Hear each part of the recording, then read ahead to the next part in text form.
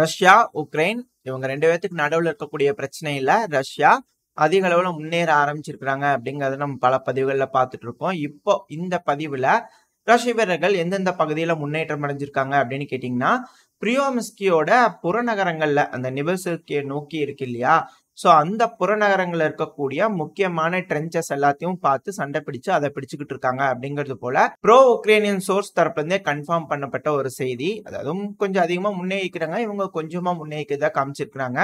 Bro Russians இல்ல ஓரளவுக்கு நல்லாவே முன்னேறி இருக்கிறாங்க கணிசமா அப்படிங்கறதோட சொல்றாங்க.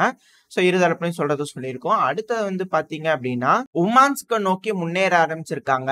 இதுக்கு முன்னாடி இந்த ஆர்லிபிக்காவும் சரி, கீழே இருக்கக்கூடிய டொனக்கியும் சரி ரஷ்யாவோட கட்டுப்பாட்டுக்குள்ள இருந்தது. இப்ப அவங்க ஸ்ட்ராங்கான ஒரு ஃபுட் ஹோல்டு வேணும் இல்லையா? ஏன்னா அந்த இடத்துல தூமா ரிவர்னு ஒரு ரிவர் ஓடிட்டு இருக்கு. சோ அதை கிராஸ் பண்ணும் இல்லையா? அதுக்காக இப்ப கிராஸ் பண்ணும் வேலையில ஈடுபட்டு இருக்காங்க. கிராஸ் பண்ணி சில பகுதிகளை ரஷ்யா பிடிச்சிட்டாங்க அப்படிங்கிறது போல ப்ரோ உக்ரைனியன் சோர்ஸ் தரப்புல சொல்ல ஆரம்பிச்சிருக்காங்க. அடுத்த பகுதி வந்து பாத்தீங்கன்னா நொவோபாக்ரௌஸ்க். இது இந்த சொலோவியோக்கு பக்கத்துல இருக்கக்கூடிய செட்டில்மெண்ட் தான். சமீபத்துல தான், அதாவது 2 நாளைக்கு முன்னாடி தான் மினிஸ்ட்ரி ஆஃப் டிஃபென்ஸ் ரஷ்யா தரப்புல இருந்து ஒரு ஸ்டேட்மெண்ட் வந்தது. பெர்பச்சி முழுவதும் ரஷ்யாவோட கட்டுப்பாட்டுக்குள்ள வந்துருச்சுன்னு. சோ அந்த இடத்துல இருந்து ஒரு மிகப்பெரிய முன்னேற்றம் இந்த நொவோபாக்ரௌஸ்கை நோக்கியும் ரஷ்ய வீரர்கள் முன்னேறிட்டு இருக்காங்க. சோ அதுக்கான விஷயத்தையும் ப்ரோ உக்ரைனியன் சோர்ஸே கன்ஃபார்ம் பண்ணிக்கிறாங்க. அதுக்கு அடுத்த செட்டில்மெண்ட் கொத்லரிவ்கா. நம்ம முன்னாடியே பார்த்திருந்தோம் இல்லையா? ரஷ்ய வீரர்கள் இதுக்குள்ள கால் எடுத்து வச்சிட்டாங்கன்னு சொல்லிட்டு இப்ப கொத்லரிவ்கா முழுவதும் ரஷ்யாவோட கட்டுப்பாட்டுக்குள்ள வந்துருச்சு. அடுத்து இந்த கொத்லரிவ்காக்கும் கீழே இருக்கக்கூடிய புறநகரங்களையும் ரஷ்ய வீரர்கள் பிடிச்சிட்டாங்க அப்படிங்கிறத சொல்லப்பட்டு வருது. இந்த டீப் ஸ்டேட் மேப்ல போன நேத்திக்கு டேட்டுக்கும் இன்னைக்கு டேட்டுக்கும் பாத்தீங்கன்னா மிகப்பெரிய அளவுல முன்னேற்றம். இதே போலதான் இந்த ஆர்கேங்கல்ஸ்கி அப்புறம் இந்த ஆச்சரட்ரென்யா இதோட புறநகரங்கள், இந்த ரெண்டுக்கு நடுவுல இருக்கக்கூடிய புறநகரங்கள்லயும் அதிகமான முன்னேற்றம் ரஷ்ய வீரர்கள் அடைஞ்சிருக்காங்க. இதுல வந்து நடுவுல ஒரு சலசலப்பு வந்துட்டு இருந்தது. இப்போ ஒரு வீடியோ பதிவு லோட் ஆயிருக்கும். இது நான் சில இடங்கள்ல பிளர் பண்ணி காமிச்சிடறேன். காரணம் என்ன, இந்த ஆர்கேங்கல்ஸ்கி இருக்கு இல்லையா? சோ அந்த பகுதியில இருந்து வீரர்கள், உக்ரைனோட வீரர்கள் சண்டை பிடிக்கிறதுக்கு இல்லாம ஆயுதங்கள்லாம் போட்டுட்டு மேல நோக்கி போக ஆரம்பிச்சிருக்காங்க. அதாவது ஆர்கேங்கல்ஸ்கில இருந்து கலினோவ் நோக்கி போக ஆரம்பிச்சிருக்காங்க. அப்படி போயிட்டு இருக்கும் போது அந்த வீரர்கள் பின்வாங்குறாங்க, அதிக அளவுல போயிட்டு இருக்காங்கன்றது தெரிஞ்ச உடனே அந்த இடத்துல ஒரு ஆர்ட்லரி தாக்குதல் நடக்குது. இனிஷியலா என்ன சொல்லப்பட்டுட்டு வந்துச்சு அப்படின்னா, உக்ரைனியன்ஸ் தான் பண்ணிக்கிறாங்க அந்த தாக்குதலை அப்படிங்கறதோட சொன்னாங்க. பட் ஆனா இல்ல, அது ரஷ்ய வீரர்கள் தான் பண்ணிக்கிறாங்க அப்படிங்கறதோட சொல்லப்பட்டு வருது. ஏன் அந்த இடத்துல ஏன் இது வந்து இப்படி ஒரு கருத்து வந்தது அப்படின்னா, அங்க இருக்கிற வீரர்கள்லாம் பின்வாங்க வேண்டாம் அப்படிங்கிறது போல ஆர்டர்ஸ் வந்ததாகவும் அதை ஒபே பண்ணாம 115வது மெக்கானிஸ் பிரிகேட் பின்வாங்கிறதுனால அவங்க மேல குண்டை போட்டாங்க உக்ரைனியன்ஸே, திரும்பவும் போங்க போய் சண்டை பிடிங்க அப்படிங்கிறது போல இது போல விஷயங்கள்லாம் பரவிட்டு இருந்துச்சு. பட் ஆனா அப்படிலாம் கிடையாது, ரஷ்யா தான் அந்த இடத்துல ஷெல்லிங் பண்ணியிருக்காங்க. அதுக்கப்புறம் கிளாரிஃபை ஆச்சு. பட் இன்னுமே உறுதிப்படுத்தப்படலை. ஏன்னா இருதரப்புலையும் சொல்லக்கூடிய சோர்ஸ் தான் சொல்றோம். அது கன்ஃபார்ம் பண்ண முடியாது. மினிஸ்ட்ரி தரப்புல இருந்து ஏதாவது ஸ்டேட்மெண்ட்ஸ் வந்தாதான் நம்மளால தெரிஞ்சுக்க முடியும். பட் இருதரப்புலையும் கவர் அப் பண்றாங்க, அதனால எந்த விஷயமே நமக்கு தெரிஞ்சுக்க முடியாது. பட் இது போல பேச்சுகள் போயிட்டு இருக்கு அப்படிங்கறத நம்மளால புரிஞ்சுக்க முடியுது. சோ ஆர்கேங்கல்ஸ்கில இருந்து முழுவதும் படைகள் பின்வாங்குது. அந்த இடம் ஃபுல்லாவே ரஷ்யாவோட கட்டுப்பாட்டுக்குள்ள வந்துச்சு. கொடிகள் பறக்க விட்டாங்க அப்படிங்கறத பார்த்துட்டோம். அடுத்து வந்து செசிவியார் ஸ்டார்ம் பண்ண ஆரம்பிச்சிட்டாங்கன்னு சொல்லியிருந்தோம் இல்லையா? இப்ப அந்த இடத்துல வீடியோ ஃபுட்டேஜஸ்ல வர ஆரம்பிச்சிருக்கு. ரஷ்யா வந்து அந்த இடத்துல ஹெலிகாப்டர்ஸை பறக்க விட்டு தாக்குதல் பண்ணிட்டு இருக்காங்க அப்படிங்கறதுல சொல்லப்பட்டு வருது. அதாவது அதிகமான ஏர் சூப்பர்மசி ரஷ்யா கிட்ட இருக்கு. சோ இந்த இடத்துல செசிவியாரை பொறுத்த வரைக்கும் உக்ரைனோட ஷார்ட் ரேஞ்ச் ஏர் டிஃபென்ஸ் சிஸ்டம்ல கை கொடுக்கவே இல்லை. ஒன்னு இல்லையா இருக்கணும், இல்ல அவங்க கிட்ட கை கொடுக்கலையா இருக்கணும். ஏன்னா அதிகமான ஹெலிகாப்டர்ஸை டிப்ளாய் பண்ணி அந்த இடத்துல ஏர் ஸ்ட்ரைக் பண்ணிட்டு இருக்காங்க ரஷ்யா. முன்னேறக்கூடிய வீரர்களுக்கு அதிகமான உதவி பண்ணிட்டு இருக்காங்க ஏர்ஃபோர்ஸ் அப்படிங்கிறது போல சொல்லப்பட்டு வருது. அதுக்கான வீடியோ பதிவுகள்லாம் வந்துட்டு இருக்கு.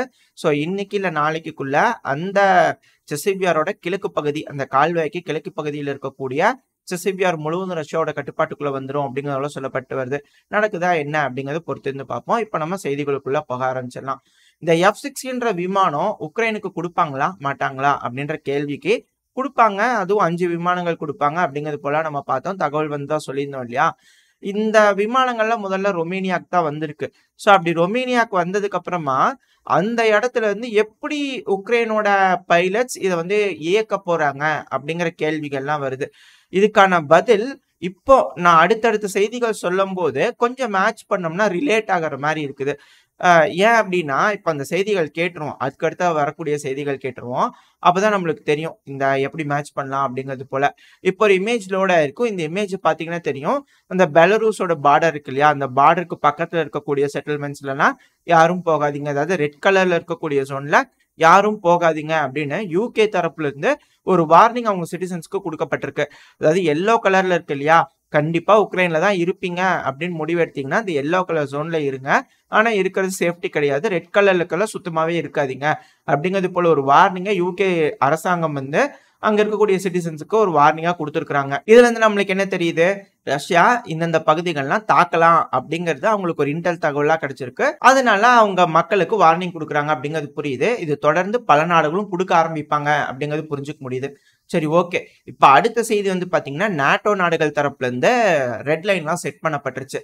அதாவது பெலருஸ் டைரக்டா இன்வால்வ் ஆகுறாங்க இல்ல இன்டைரக்டா இன்வால்வ் ஆகுறாங்க அப்படின்ற பட்சத்துல இந்த ரஷ்யா உக்ரைன் பிரச்சனையில இதுக்கு முன்னாடி பெலரூஸ் வழியா உக்ரைனோட கேபிட்டலான கீவை நோக்கி வந்தாங்க இல்லையா, சோ அது போல ஏதாவது ஒரு விஷயம் நடக்குன்ற பட்சத்துல நாட்டோ படைகள் உள்ள இறங்கும் அப்படிங்கிறது போல இந்த மேற்குலக நாடுகள் ஒரு ரெட் லைனா வகுத்து வச்சிருக்காங்க. அது மட்டும் கிடையாது, போலாண்டு, மால்டோவா, பால்டிக் ஸ்டேட்ஸ் இந்த பகுதிகளில் எங்க தாக்குதல் நடத்தினாலும் நாங்க உள்ள வருவோம் அப்படிங்கிறது போல நாட்டோ நாடுகள் தரப்புல இருந்து ஒரு ரெட்லைன் புதுசா வரைஞ்சிருக்கிறதா சொல்லப்பட்டு வருது. அங்க இருக்கக்கூடிய மீடியாக்கள் இது போல வரையறை இருக்கு அப்படிங்கிறதோட சொல்லப்பட்டு வருது. இப்போ பெலரூஸை பயன்படுத்தி ரஷ்யா தாக்குதல் பண்ணாங்கன்னா உள்ள வராங்க, ஓகே.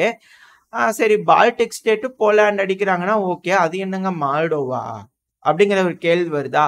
ஸோ இந்த இடத்துல தான் அந்த F-16 கொண்டு வந்து நீங்க மேட்ச் பண்ணி பார்க்கணும். அதாவது ரொமேனியாவில் இருக்கக்கூடிய F-16 விமானங்கள், ஏன்னா அங்கதான் டெலிவரி ஆயிருக்கு. ஸோ அந்த விமானங்கள் தான் அந்த நம்பர்லாம் சொல்லியிருந்தோம் இல்லையா, அதெல்லாம் அங்கதான் டெலிவரி ஆயிருக்கு. ஸோ அந்த விமானங்களை ரொமேனியாவில் டேக் ஆஃப் பண்ணக்கூடிய உக்ரைனியன் வீரர்கள் மால்டோவா வழியா தாழ்வா பறந்து உக்ரைனுக்குள்ள வந்து அதுக்கப்புறம் அங்கிருந்து இலக்குகளை தாக்கலாம். எந்த இடத்துல தாக்கணும்னு நினைக்கிறாங்களோ அந்த இடத்துல இலக்கு குறி வச்சு தாக்க முடியும். ஒருவேளை உக்ரைனோட வீரர்கள் உக்ரைனுக்குள்ளேயே லேண்டு பண்ணணும்ல நீட் கிடையாது, ரஷ்ய வீரர்கள் துரத்துறாங்க அப்படின்னா உடனே நாட்டோ நாடுகளுக்குள்ள இந்த F-16 எடுத்துட்டு உள்ள பூந்தரலாம். அந்த சமயத்துல அந்த F-16க்கு பாதுகாப்பா மேற்குலக நாடுகள் F-16 பறக்க வைப்பாங்க. ஏன்னா அவங்க நாட்டுக்கு ஒரு த்ரெட் அப்படிங்கும் போது அவங்க நாட்டுல பறக்க வைப்பாங்க இல்லையா. இந்த F-16 ஃப்ரண்ட் அண்ட் ஃபோன்றது இருக்கும். ஸோ அதனால உக்ரைன் பயன்படுத்தக்கூடிய F-16 ஒருவேளை நாட்டோ நாடுகளுக்குள்ள போனா தாக்க மாட்டாங்க. ஆனா ரஷ்யாவோட விமானங்கள் பக்கத்துல வர மாதிரி தெரிஞ்சா கூட தாக்கிடுவாங்க அப்படிங்கிறதோட சொல்லப்பட்டு வருது. அது மட்டும் இல்லாம இந்த மேற்கு பகுதியெல்லாம் பாதுகாக்கிற மாதிரி, உக்ரைனோட மேற்கு பகுதியெல்லாம் பாதுகாக்கிற மாதிரி ஏர் டிஃபென்ஸ் சிஸ்டம்ல வச்சிருப்பாங்க. ஸோ அதனால முடிஞ்ச வரைக்கும் உக்ரைனோட மேற்கு பகுதியிலிருந்து இந்த F-16 ஆப்ரேட் பண்ண வச்சு இலக்குகளை தாக்குவாங்க அப்படிங்கிறதோட சொல்லப்பட்டு வருது. அது எந்த அளவுக்கு கை கொடுக்கும் அப்படிங்கிறது தெரியல. பட் ஆனா இன்னும் கிளியரா சில டீடைல்ஸ் கொடுத்துருக்காங்க. என்ன சொல்லியிருக்காங்க அப்படின்னா, AGM-158, AGM-158B இந்த 2 வகையான மிசைல்களை F-16ல பயன்படுத்தி இலக்குகளை தாக்குறதுக்கு பயன்படுத்தலாம் அப்படிங்கிறதோட சொல்லப்பட்டு வருது.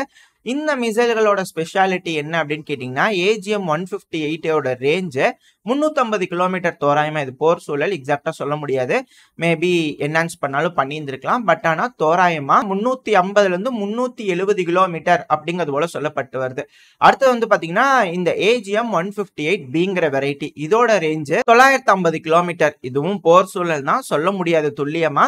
ஆனா என்ன அப்ராக்சிமேட்டா தோராயமா என்ன சொல்ல வராங்க அப்படின்னா, 950 இருந்து 980 கிலோமீட்டருக்குள்ள இருக்கக்கூடிய இலக்கா துல்லியமா தாக்கும் அப்படிங்கிறதோட சொல்றாங்க. ஸோ F-16 உக்ரைனோட மேற்கு பகுதியிலேயே ஆப்ரேட் பண்ண வச்சு அங்க இருந்து வேணுங்கிற இலக்குகளை குறி வச்சு தாக்க வைக்க முடியும். ஆனா ரஷ்யால இருந்து டேக் ஆஃப் ஆகி உக்ரைனோட பகுதிக்குள்ள வந்து அதை கடந்து வர்றதுக்குள்ள F-16க்கு அதிகமான அட்வான்டேஜ் இருக்கும். ஸோ இது போல வேலைகளை செய்வாங்க.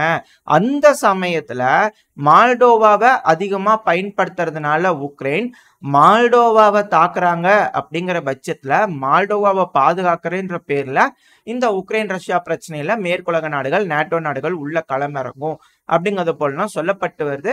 ஸோ இந்த செய்திகள்லாம் வச்சு பார்க்கும்போது நம்மளால மேட்ச் பண்ணிக்க முடியுது. ஏன்னா நீங்களே யோசிங்களேன், உக்ரைனுக்குள்ள இருக்கக்கூடிய F-16 விமானங்கள் டேக் ஆஃப் ஆகுது, அப்படியே நடக்குதுன்னு வச்சுக்கோங்க. டேக் ஆஃப் ஆகுது, ரஷ்யா நோக்கி போறாங்க, ரஷ்யா தெரிஞ்சுக்கிட்டு வராங்க அப்படின்னு உடனே தெரிச்சு திரும்பி போலாண்டுக்குள்ள ஓடிட்டாங்கன்னு வச்சுக்கோங்களேன். இப்ப ரஷ்யாக்கு எப்படி இருக்கும், அதை தாக்கணும், இது போல ஏகப்பட்ட விஷயங்கள் ப்ராப்ளம் ரஷ்யாக்கு இருக்கு இல்லையா.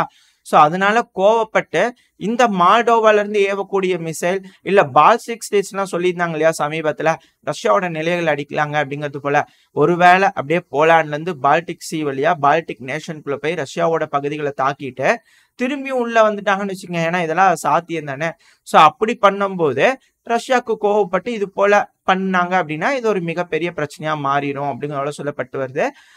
ஒருவேளை இந்த டிராப்ல இருந்து ரஷ்யா தப்பிக்கணும் அப்படின்னா, அதாவது நேட்டோ நாடுகள் கூட டைரக்டா ரஷ்யா வந்து ஒரு அக்ரஷன் காமிச்ச மாதிரியும் அதனால இவங்க உள்ள வராங்க அப்படிங்கிறது மாதிரி இருக்கக்கூடாது. ஏன்னா நியாயப்படுத்துதல் அப்படிங்கிறது ரொம்ப ரொம்ப முக்கியம். நியாயப்படுத்தினா மட்டும்தான் அவங்க எது செஞ்சாலும் மக்கள் கிட்ட வந்து நியாயப்படுத்தி உலக நாடுகள் கிட்ட நியாயப்படுத்திக்க முடியும். ஸோ அந்த ஒரு காரணத்தினால இது ஒரு ட்ராப் மாதிரி தெரியுது. ரஷ்யாவுக்கு ஒரே ஆப்ஷன் தான், எந்த நாடுல இருந்து டேக் ஆஃப் ஆகி வந்து மிசைலை லான்ச் பண்ணாலும் அந்த விமானத்தை குறி வச்சு தாக்கணும். அப்படி இல்லை அப்படின்னா இந்த உக்ரைனுக்குள்ள பயன்படுத்திட்டு இருக்கும்போது F-16 முடிஞ்ச வரைக்கும் வேட்டையாடிடணும் சீக்கிரமா. இதுதான் ரஷ்யாவுக்கு இருக்கக்கூடிய மிகப்பெரிய சவாலா இருக்க போகுது. ஒரு வேலை இல்லை கோவப்பட்டு மிஸ்ஹேண்டில் ஆகி மேற்குலக நாடுகளோ மால்டோவியோ தாக்கிட்டாங்க அப்படின்னா இது வேர்ல்டு வார் 3 மாறிடும். அதுக்காக தான் மேற்குலக நாடுகள் ட்ரை பண்றாங்க அப்படிங்கிறது போலாம் சொல்லப்பட்டு வருது. நடக்குதா என்ன அப்படிங்கிறது தெரியல. இன்னொரு சில நாட்கள்ல தெரிஞ்சிடும்.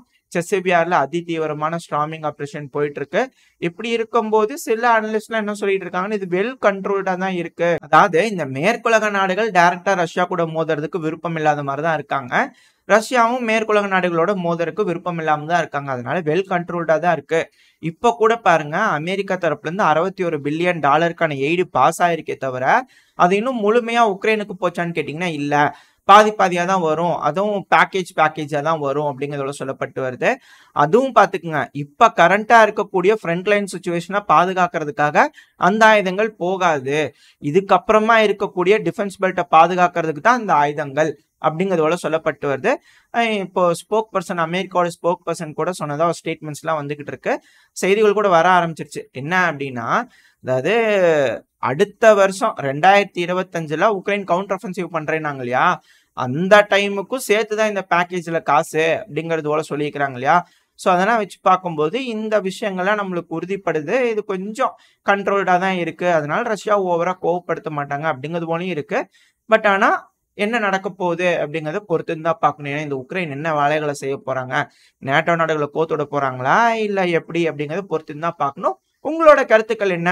உக்ரைன் நேட்டோ நாடுகளை ரஷ்யாவோட கோத்து விட்டு போய் உட்காந்துக்குவாங்களா ஜாலியா அப்படின்னு நீங்க நினைக்கிறீங்களா? இல்லப்பா F-16 கொடுக்க மாட்டாங்க அப்படிங்கிறது போல நினைக்கிறீங்களா? உங்களோட கருத்துக்களை கமெண்ட் செக்ஷன்ல சொல்லலாம். இந்த பதிவு நல்லா இருந்திருக்கும் நம்பிக்கையில் அடுத்த பதிவில் உங்களை சந்திக்கிறேன். அது வரைக்கும் ஸ்டே சேஃப். பை.